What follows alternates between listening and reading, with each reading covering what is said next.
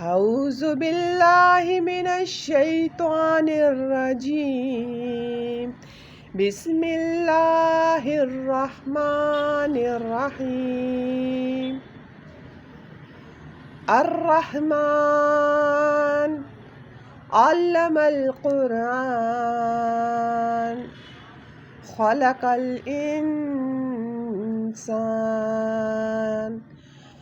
علمه البيان. الشمس والقمر بحسبان والنجم والشجر يسجدان والسماء رفعها ووضع الميزان ألا تطغوا في الميزان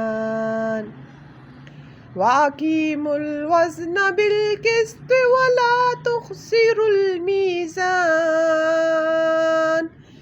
والأرض وضعها للأنام فيها فاكهة والنخل ذات الأكمام والحب ذو العصف والريحان. فبأي آلاء ربكما تكذبان؟ خلق الإنسان من صلصال كالفخار وخلق الجن من مارج من نار. فبأي آلاء ربكما تكذبان؟ رب المشرقين ورب المغربين. فبأي آلاء ربكما تكذبان؟ مرج البحرين يلتقيان بينهما برزخ لا يبغيان. فبأي آلاء ربكما تكذبان؟ يخرج منهما اللؤلؤ والمرجان. فبأي آلاء ربكما تكذبان؟ وله الجوار المنشآت في البحر كالأعلام. فبأي آلاء ربكما تكذبان؟ كل من عليها فان ويبقى وجه ربك ذو الجلال والإكرام. فبأي آلاء ربكما تكذبان؟ يسأله من في السماوات والأرض كل يوم هو في شأن. فبأي آلاء ربكما تكذبان؟ سنفرغ لكم أيها الثقلان. فبأي آلاء ربكما تكذبان؟ يا معشر الجن والإنس يا معشر الجن والإنس إن استطعتم أن تنفذوا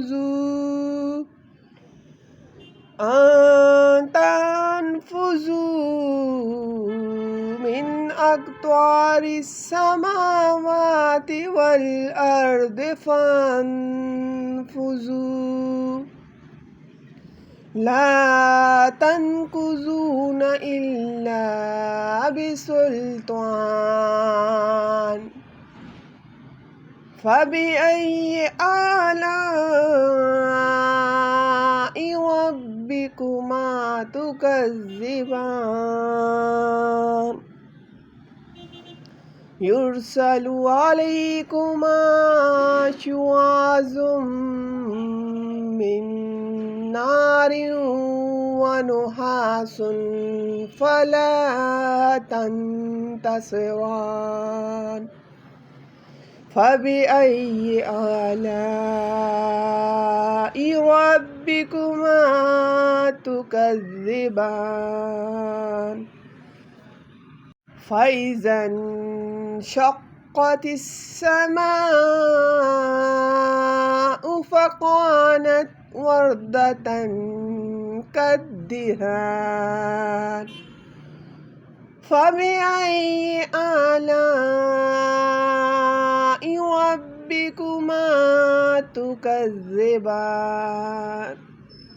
فيومئذ لا يسأل عن ذنبه إنس ولا جان فبأي آلاء ربكما تكذبان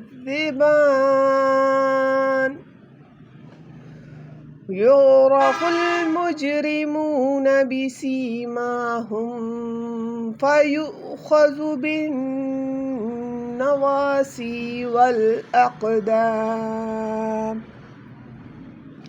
فبأي آلاء ربكما تكذبان هذه جهنم التي يكذب بها المجرمون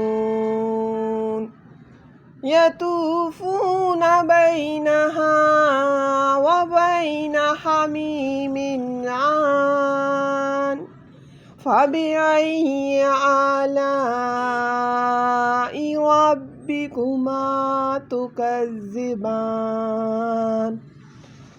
ولمن خاف مقام ربه جنتان فبأي آلاء ربكما تكذبان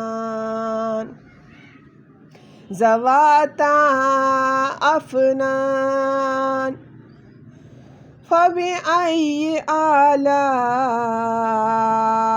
ربكما تكذبان فيهما عينان تجريان فبأي آلاء ربكما تكذبان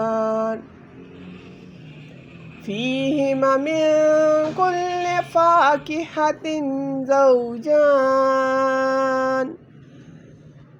فبأي آلاء ربكما تكذبان متكئين على فرش بطائنها من استبرق وجنى الجنتين دان فبأي آلاء